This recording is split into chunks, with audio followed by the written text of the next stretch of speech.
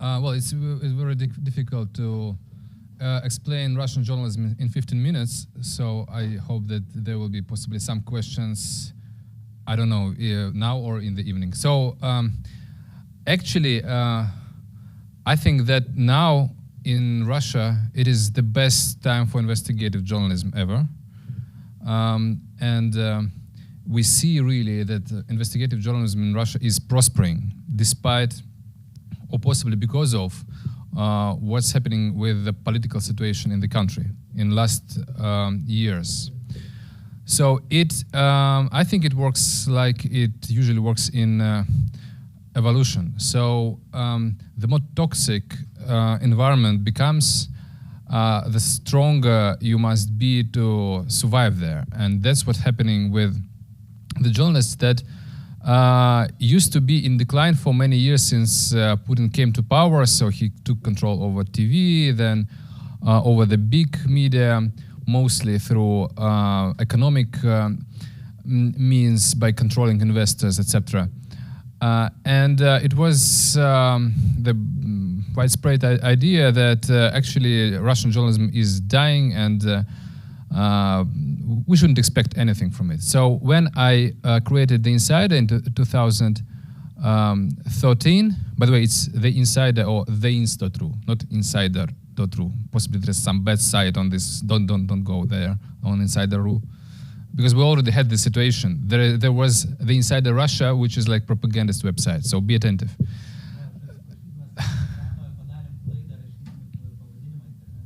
So when I created it in 2013, everybody said me that like you will survive like for possibly several weeks. I mean, like at that time they meant like economically. Now not only economically, but at that time they thought that like there is no demand, first of all, on journalist investigations, and it's impossible to get money. And they saw that everywhere in the world, by the way, not only in Russia, big media, they tried to cut their investigative departments because of problems with financing, because all the advertising were going to Google and other websites on Facebook.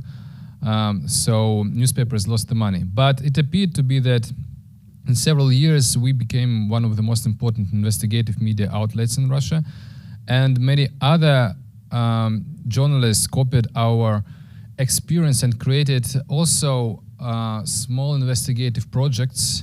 I think there are like around 5 of them right now in Russia. All of them are structured the same way. So it's a network of journalists that don't have an office, that work actually from different countries, including Russia, that are not registered as media in Russia, that are financed through many different means, including crowdfunding, which is pretty important nowadays in Russia, and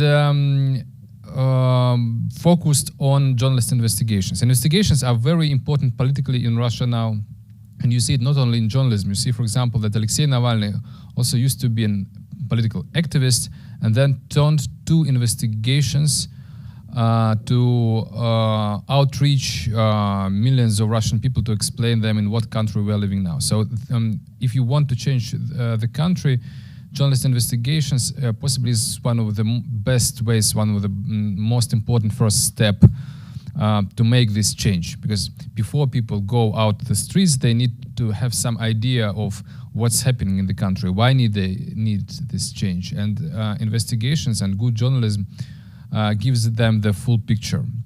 So what we're having right now, we're having 2 trends. On the one hand, we see that the government really changed their strategy. So at first they went after journalists only economically. Now they really are going at searching apartments of journalism, taking their computers and cell phones, documents, opening criminal investigations, claiming them foreign agents, and putting big fines against journalists.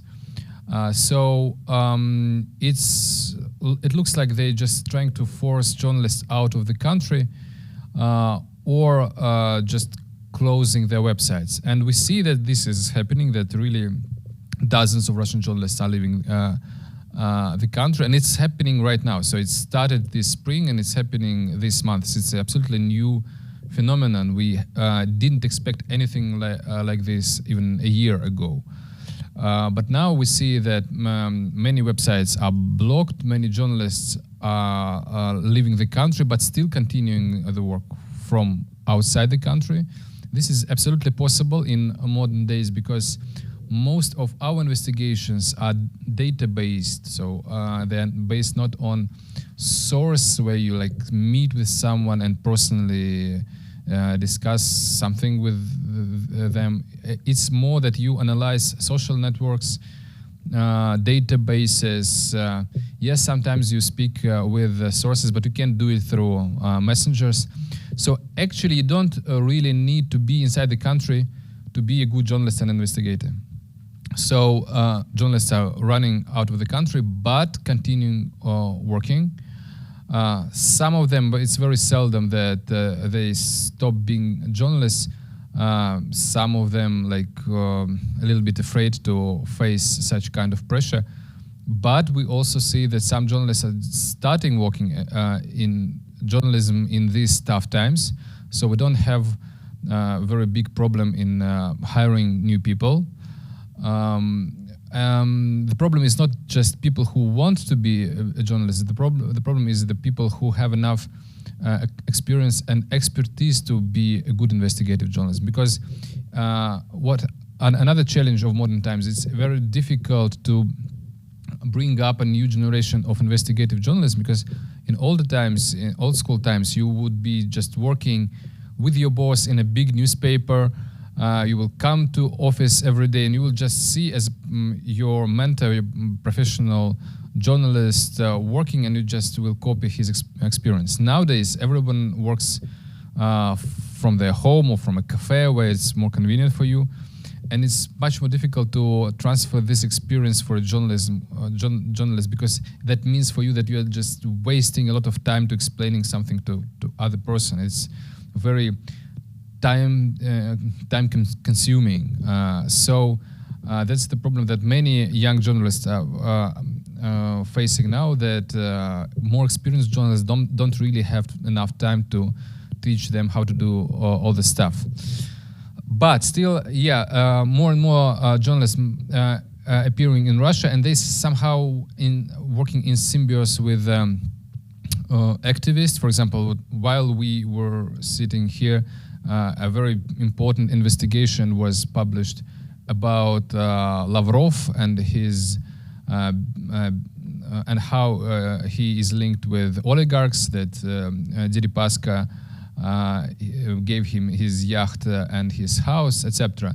This was published by Alexei Navalny and was in many ways based on journalists' investigations, previous journalist investigations made by important stories made by an insider and others.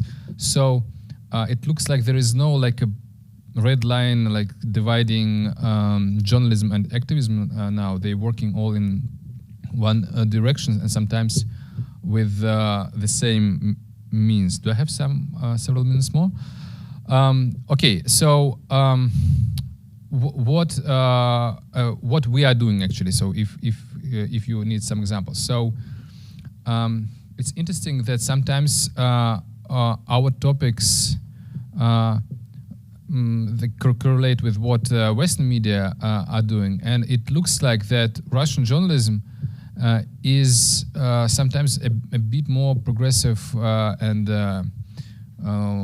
professional than even American journalism, because we saw that sometimes we have similar topics and we did something even better than them. For example, our investigation on Berlin murder, where Hangashvili was killed by Russian GRU, it was investigated by many foreign media, and what we saw is that after we published our first part proving that the guy arrested in Berlin must be a Russian spy, Russian agent, after that everybody tried to identify his real name. And we saw the publication in New York Times when they say that the real name of the guy is Stepanov. they gave him this biography. They said that like we're not 100% sure, but he looks like Stepanov, and possibly it is him. So we had to publish a very big debunking article proving that actually Stepanov is still in Russian prison. This is a video of his walking inside this prison. This is his real biography. And then we found the real name of the arrested guy, Sergei Krasikov, and proved that he is working for FSB. So why I'm showing this example, not because I want to show how cool the Insider and the Bellingcat are, but to show that in new environment, it is a very unusual situation that just several guys with laptops and just access with internet are debunking the New York Times, not the vice versa. So because it was a widespread idea that there are like big media outlets that are very super professional, and there are some guys in internet spreading their fake news in social networks. So now it looks like these new instruments of investigations, open source investigations, database investigations, these old school journalists, they don't know how to use this instrument. They're just learning. They're based on sources, but they want to compete with us. So they want to be quicker. That's why they're lowering their standards of fact checking. So they use this information from their source about Stepanov that they got from FBI and publish it without real check. So, and we had to debunk them, and we did it successfully because we know how to use data. Also another example, for example, we were the first who found the hackers who hacked Emmanuel Macron, Hillary Clinton, and other targets in Europe, and proved that these guys are from concrete GRU unit. GRU is Russian military intelligence. So we published this information, and only a year after Robert Mueller, American prosecutor, named the same military unit as responsible for hacking on American servers, which proves that actually journalists, investigative journalists, can be even cooler than secret services, FBI or CIA, all of these guys who actually sometimes learn all the things about Russian spies from our investigations. Sometimes they can be faster. For example, in Skripal case, they were first who identified Bashirov and Petrov, the guys who poisoned a Russian spy in Salisbury. But they didn't tell their real names. Then we discovered the real names, published it. But then we found a third guy that they didn't even know about. And then also 7 spies also with Novichok in Bulgaria who poisoned Emelian Gebrev, the weapon trader. So we kind of like compete with Western intelligence, and looks like that we sometimes work better than them. And definitely we work better than Russian intelligence because we published all the real names after the operations of when they tried to kill Navalny, Bykov, Karamurza, and others. Which is also interesting because I think like 20 years ago, all these guys in FSB would be absolutely sure that if they have the separation, when like possibly a dozen people in all the world are aware of, they will keep it secret forever. No one will know.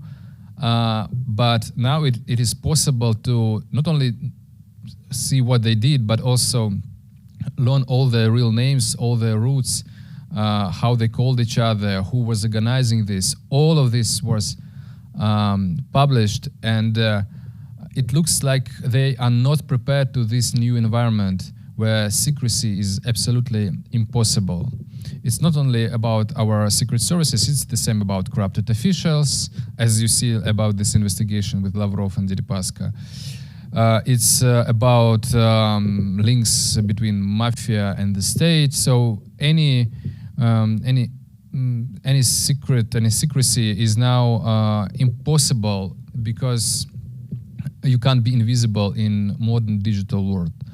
And it's very easy to become this kind of investigative journalism. Again, you just need a laptop and access to internet, after this, you just need to be like clever enough to be good at logics. And of course, yeah, you need access to databases, but this is not very difficult nowadays.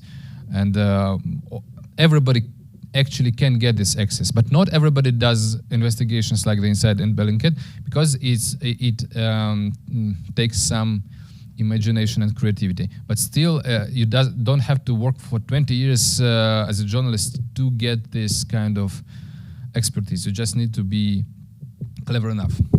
So yeah, I think I ran out of time. And if you have any questions.